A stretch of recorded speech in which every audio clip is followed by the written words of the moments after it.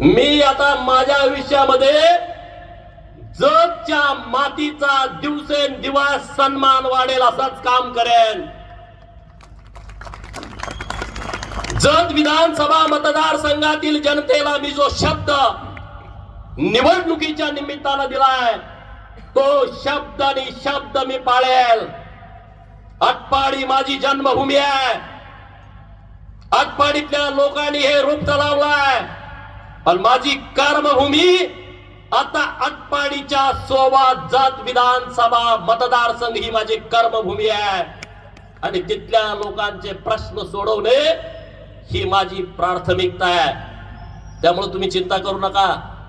जतवाल्यांना तर आता अनुभव आलाय, वातावरण मनानच दुरुस्त व्हायला लागले। सकाळी मी MSEBच्या सगळ्या अधिकाऱ्यांची बैठक घेतली आणि किती ट्रान्सफॉर्मर लागणार आहे 63 ते 100